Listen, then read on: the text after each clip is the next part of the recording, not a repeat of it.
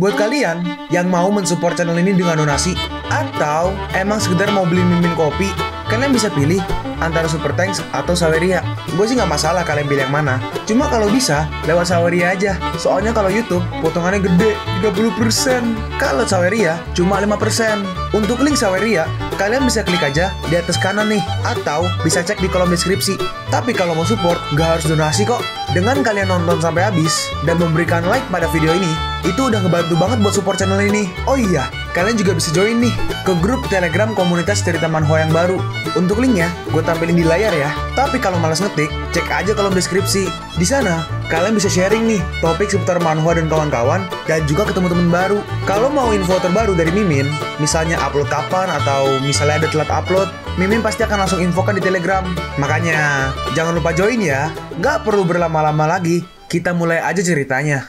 Halo guys, Sabik di sini, dan sebelum mulai ceritanya, gue mau ngumumin nih kalau Mimin sekarang ngadain giveaway. Mimin mau giveaway satu buah HP baru saat nanti udah menyentuh 50.000 subscriber. Untuk ikut atau berpartisipasi ada beberapa syaratnya nih, tapi simple banget. Syarat dan ketentuannya kalian bisa lihat nih di Instagram Mimin. Instagram Mimin tuh nih, Mimin tulis nih HP Sabik 12, atau kalian bisa lihat aja nih di link di deskripsi, udah Mimin cantumin di bawah. Di Instagram Mimin itu ada postingan dengan logo cerita manhwa. Nah, di sana kalian bisa lihat tuh syarat dan ketentuannya. Gak susah kok, syaratnya simple banget. Gak pakai ribet, gak pakai susah. 2 menit selesai. Pemenangnya akan Mimin umumin saat udah menyentuh 50.000 subscriber. Tunggu apa lagi? Makanya yuk, buruan subscribe biar cepet-cepet giveaway-nya. Nanti bakal ada giveaway terus kok, tenang aja. Oke, segitu aja. Kita lanjut ke ceritanya. Ciacin berkata, "Apa yang kalian bicarakan, Nona Chow? Maaf, jika sebelumnya aku telah membuat kesalahan denganmu. Aku akan menyetujui untuk 10.000 pesanan dari pabrikmu."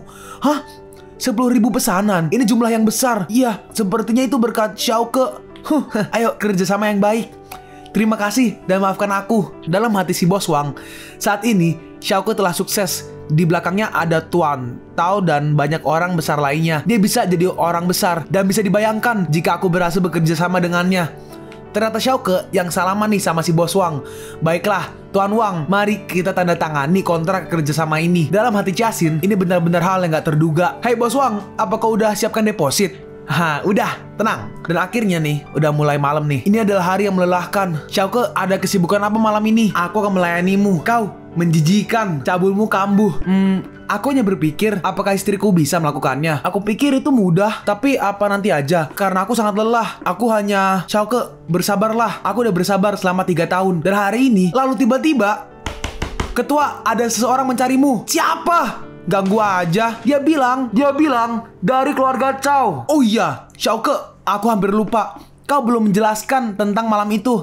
Aku ternyata itu adalah Lanlan. Dalam hati Lanlan, Xiaoke pasti akan lewat sini sepulang kerja. Dan ternyata nih kita melihat nih ada si Tatong sama si Haiche yang sedang bersiap-siap untuk menyerang kayaknya tuh. Tatong berkata, Xiaoke pasti akan lewat sini sepulang kerja. Oh, yang ngomong Tatong. Gue pikir hentikan dan beri dia pelajaran. Bubble deket sih. Kita melihat nih Xiaoke akhirnya keluar.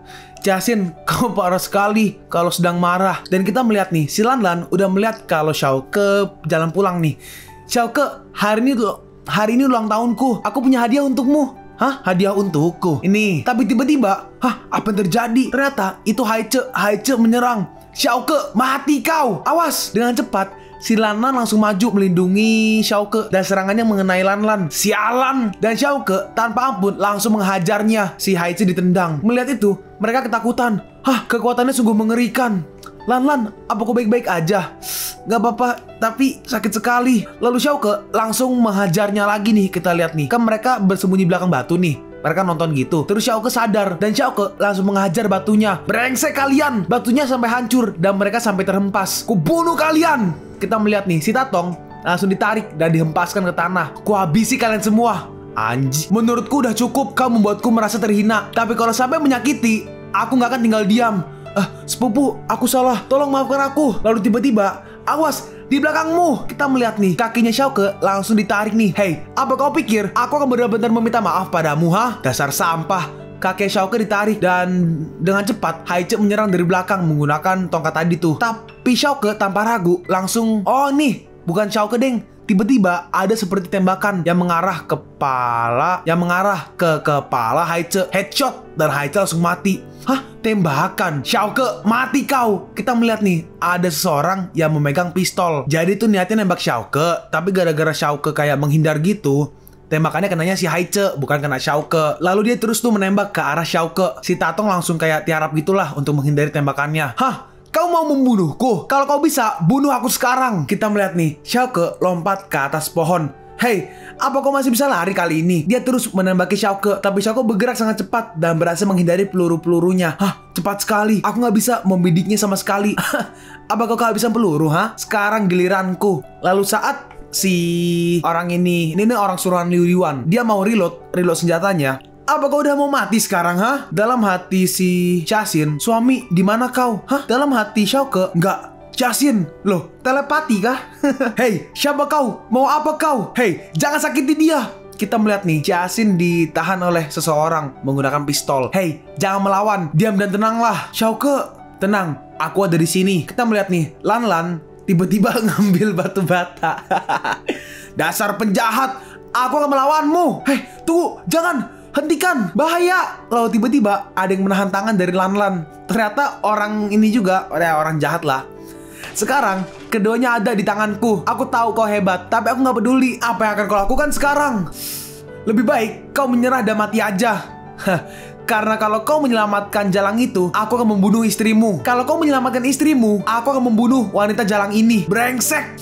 Haruskah aku memilihnya? Iya, kau hanya boleh memilih satu. Tapi ada pilihan lain. Kau harus ikut dengan kami, dan kau akan kami siksa. Xiaoke, kalian udah menikah. Kau selamatkan aja istrimu. Aku hanya orang luar, biarkan aja. Dalam hati Chasin, aku nggak menyangka Taolan sebaik itu. Xiaoke, selamatkan Taolan. Aku nggak akan menyalahkanmu. Kenapa di saat seperti ini, kalian malah berbaik hati satu sama lain? Lalu orang yang memegang pistol berkata, jangan banyak ngomong. Kau hanya perlu memilih satu. Kau pikir aku nggak bisa menghabisi kalian semua? Aku punya sistem yang akan selalu membantuku. Hanya butuh satu langkah untuk menyelesaikan semuanya. Ting, pembelian Hah? Oh, Function One berhasil konsumsi 10 juta dari 2 miliar ini. Xiaoke kaya raya. Hah? Dia terpisah menjadi 2. Gawat. Kita melihat nih, mereka berdua menembaki Xiaoke. Tapi Xiaoke berhasil menghindari peluru-pelurunya. Hei, kau masih berani menyerang? Mati kau! Dasar orang jahat sepertimu gak bisa dibiarkan. Dan akhirnya mereka berdua pun ditumbangkan oleh Xiaoke. Jangan takut lagi, kita aman. Kita melihat nih dua orang musuhan. Hei, lepaskan dia. Kita dalam bahaya. Sepertinya mau kiamat. Kau pilih siapa? Pilih salah satu di antara kita. Itu benar. Siapa yang kau selamatkan, itu berarti yang kau cintai. Pertanyaan yang sulit, gak ada alasan lagi untuk gak menjawab. Jawab! Dia hanya mirrorku. Akulah orang yang sebenarnya. Itu dua-duanya ngomong gitu ya. Lalu tiba-tiba si Xiaoke muter-muter. Nah, tada! Sekarang, apa kau bisa memberitahu mana orang yang menyelamatkanmu? Ya, sekarang ada pilihan lain. Nih kenapa lagi? Lalu akhirnya polisi pun datang nih. Dan ternyata itu si kapten tuh. Apa yang terjadi di sini? Xiaoke berkata, aku nggak tahu penjahat ini siapa. Aku yakin sekali bahwa penjahat itu adalah pengawal Liu Yuan. Dia ingin balas dendam kepada Xiaoke. Aku juga bisa bersaksi bahwa orang yang mati itu dibunuh oleh 2 penjahat itu, bukan oleh Xiaoke. Sepupu, kenapa kau baik sekali mau membantuku? Dalam hati si Tatong, orang ini tampak lembut tapi sebenarnya sungguh mengerikan. Lalu si tukang polisi berkata, tukang polisi nggak tuh? Si kapten berkata, baik, selanjutnya akan kupanggil Liu Yuan atas percobaan pembunuhan dan akan diproses hukum jika terbukti. Ting, feedback nilai Shen Hao sebesar 1 juta yuan. Reward Shen Hao 9 juta yuan. Ciao Ciao, dari mana uang ini berasal? Ciao Ciao menjawab, atas kerja kerasmu menyingkirkan Wang Tatong 1 juta yuan dan Liu Yuan 9 juta yuan. Hai, singkirkan tangan kotormu itu. Sentuh aja wanita lain, jangan sentuh aku. Terserah aku. Kau lancang sekali. Si polisi berkata, BTW apa boleh aku minta nomormu? Jika aku butuh info, aku bisa menghubungimu. Maaf, aku nggak punya nomor ponsel. Hah? Hari gini nggak punya ponsel? Maaf, aku nggak bermaksud menyinggungmu. Sayang, ini aku ada. Tapi tiba-tiba Xiaoke, ini untukmu. Kita melihat nih. Gila HP-nya. HP-nya Virtu guys. Nih, gue tunjukin nih. HP Virtu. Bagi yang nggak tahu guys, HP Virtu ini nih, kayak yang ini nih, itu harganya bisa puluhan sampai ratusan juta per HP-nya. Itu HP-nya padahal ya emang zaman dulu sih. Cuma itu HP-nya cuma bisa buat telepon sama buat SMS, tapi harganya bisa ratusan juta. Tapi tergantung batu permatanya apa dulu. Kalau misalnya batu permata yang bagus, yang mahal kayak Sapphire mungkin ya. Nah, tuh bisa sampai ratusan juta tuh guys, bisa entah 200, entah berapa, tergantung pemiliknya suka-suka aja. Tapi kalau misalnya yang biasa-biasa aja paling puluhan juta, bisa 30, bisa 40. Tapi ya zaman dulu guys, sekarang ya kayaknya nggak ada harganya sih. Tapi zaman dulu kalau megang HP Virtu itu udah kayak apa ya? Bisa dianggap orang tajir lah kalau megang Virtu tuh. Ya udahlah, kelamaan bahas HP jadinya. Yuk lanjut. Hah, itu dalam hati mereka ya. Dalam hati mereka, hah itu Virtu, ponsel mahal senilai 2,5 juta yuan. Tuh kan guys, apa gue bilang HP mahal. Lalu Xiaoke berkata nih, benarkah kalau begitu aku bisa pakai punyamu aja? Itu dia ngomong ke si Qiaxin ya. Jadi menghiraukan HP mahal. Oh iya, bentar. Dalam hati Qiaxin, aku udah lama ingin memberinya ponsel, tapi aku selalu lupa karena kesibukan. Tapi sepertinya udah terlambat. Lalu si Lanlan nawarin lagi nih, ini ambillah, kau telah menyelamatkanku, jadi terimalah pemberianku. Kita melihat nih, Xiaoke ngebuka celananya, kantongnya dikit tuh. Tapi Xiaoke berkata, sepertinya nggak perlu. Terus HP dimasukin sama si Lanlan. Ini, ambillah nomor telepon di sini seperti tanggal ulang tahunku, biar kau selalu ingat ulang tahunku. Lalu tangannya Qiaxin langsung menggenggam tangannya si Lanlan nih. Qiaxin berkata, pergilah ke pacarmu untuk masalah ulang tahunmu. Jangan ganggu suamiku. Aku ikhlas ingin memberikan ponsel ini. Aku terima, tapi katakanlah berapa harganya biar aku bayar. Apa kalian bisa berhenti? Tolong hentikan, dengarkanlah. Bukan begitu maksudku. Aku memberikan ini karena aku saat ini sedang ulang tahun. Anggap aja ini hadiah dariku. Tapi kebalik gak sih guys? Harusnya kok ulang tahun ngasih hadiah?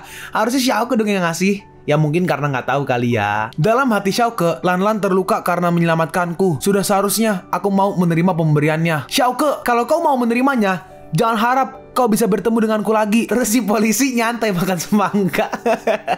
Dalam hati si polisi, ini manis sekali. Terus ini gimana? Mereka jadi bertengkar di sini. Dalam hati Xiaoke, ini pilihan yang sulit. Mana yang harus kupilih? Keduanya sama-sama baik. Tampaknya emang aku harus mengambil sebuah resiko. Lalu Xiaoke berkata, Qiaxin, kau jangan membuatku kecewa. Gak bisakah kau mengalah demi orang yang sudah menolongku? Sayang, mungkin aku emang sangat berharga untuknya. Setidaknya kita bisa bermurah hati untuk menerima pemberiannya. Dalam hati Qiaxin, demi orang ini, aku harus bermurah hati padanya. Baiklah, demi persahabatan, aku bisa terima. Hehe. Dan akhirnya, mereka berdua akur. Qiaxin berkata, Lanlan, tunggu aja pembahasanku. Iya, terima kasih. Polisinya bingung. Ini di luar dugaan. Lalu kita nih mungkin pulang kali ya. Intinya sampai di sebuah rumah, dan saat masuk tiba-tiba ada banyak konfeti nih. Dar. Ini apa yang terjadi? Selamat ulang tahun untuk Nona Tao. Kita melihat ada kue yang sangat besar. Selamat ulang tahun Nona Tao. Oh, itu ada si siapa? Ada si Dragon. Rame nih. Ada Leopard sama ada si Tiger. Semoga panjang umur, sehat selalu. Doaku yang terbaik untuk Nona Tao. Xiaoke, terima kasih atas kejutanmu. Aku sangat bahagia. Cari masalah lagi. Bos, kau yang terbaik. Melihat mereka bertiga, Qiaxin agak kaget nih. Bukankah kau anak buah Liu Yuan? Kita udah tobat. Setelah banyak jalan bodoh kita lalui, bahkan aku nggak tahu apa arti hidup yang sebenarnya. Sampai aku bertemu bos. Kau seperti membicarakan puisi. Lalu tiba-tiba ada yang membuka pintu nih. Brak. Halo, ada apa di sini? Acara apa ini? Kita ngeliat nih. Yang tengah nih, yang diem doang nih, yang gak ngomong apa-apa. Dia adalah, ini Mimin gak dikasih tahu nih yang tengah. Ditulis sih siapa, cuma gak dikasih tahu namanya siapa. Tulisannya cuma Palace Weiyun of Pakuachuan Hall. Nah, udah nggak tahu tuh. Hall kan berarti kan kayak ruangan gitu kan, ruangan besar. Itu hall. Tapi Palace Weiyun, palace artinya kayak semacam bukan kerajaan sih, apa ya? Kayak istana lah, palace kayak istana. Ya anggaplah orang yang tengah, gue gak dikasih tau namanya, udah gitu aja. Siapa lagi tuh? Hey, bukankah sudah kukatakan bahwa hari ini ada acara kejutan untuk Nona Tao? Sabar bos, beri aku waktu 2 menit aja. Hey kau! Kita melihat nih, si Tiger langsung dihempaskan. Hah, apa-apaan ini? Terlalu cepat, bahkan aku nggak bisa melihatnya dengan jelas. Hah, ini hanya orang kecil bodoh. Biar aku aja. Kita melihat nih, si Leopard maju, tapi Leopard juga langsung dibantai. Apa kau juga merasakan hal yang sama? Sama. Nah, sekarang giliran Dragon nih. Udah waktunya aku bermain. Biarkan aku yang mengatasinya. Hati-hatilah. Siap. Hah, berani membuat masalah dengan kami. Dasar kepala batu. Kedua orang tadi langsung dihempaskan. Sisanya yang tengah. Apa yang akan kau lakukan di sini, ha? Lalu orang itu berkata, sepertinya kau grup naga batu. Iya benar, kau mau apa? Sini, tunjukkan kemampuanmu. Kita melihat nih, si Dragon menyerang, tapi orang itu berhasil menghindarinya. Bagaimana bisa? Orang itu ke belakang Dragon dan langsung menghajarnya. Aku Wei Yun. Oh, oke, namanya Wei Yun. Aku Wei Yun, saudara senior Kong Han. Ayo! Dalam hati si Dragon, sepertinya ini adalah orang dari Pak Kwa Chuan yang datang untuk balas dendam. Aku berharap ini gak menjadi masalah baru untuk bos. Oh, tadi tuh harusnya ada komanya, terus gak dikasih koma, jadi bingung. Kita melihat nih, Wei Yun maju. Kau telah membunuh adikku. Sekarang, kau berani datang ke Hai Cheng. Saatnya untuk balas dendam. Tapi dengan cepat, si naga atau si dragon langsung ditarik oleh Xiaoke.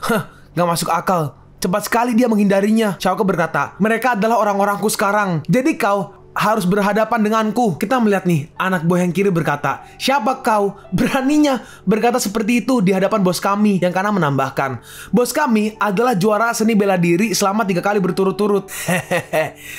Aku pikir bosmu adalah orang lemah. Aku harap kau berlutut dan mohon ampun. Hei, ini masalahku denganmu, gak ada hubungannya dengan bosku. Lalu Xiaoke menahannya nih, urusanmu adalah urusanku juga. Jadi aku pasti akan membantumu. Kalian akan mati bersama. Dalam hati Xiaoke, ternyata ini grup naga yang sebenarnya. Benar-benar kita melihat nih, dengan cepat tiba-tiba si Wei Yun ini ke belakang dari mereka berdua nih, dari Xiaoke dan juga si Dragon. Udah habis waktu untuk kau meminta maaf. Dia menyerang mereka berdua dari belakang nih, dan kalian gak akan bisa mengalahkanku. Tapi si Xiaoke berhasil react, apa ya, react respons, kayak berhasil mengantisipasi lah. Dia melihat ke belakang dan berhasil menahan serangannya. Bak! Mereka berdua beradu serangan, tapi ternyata si Wei Yun yang kalah nih.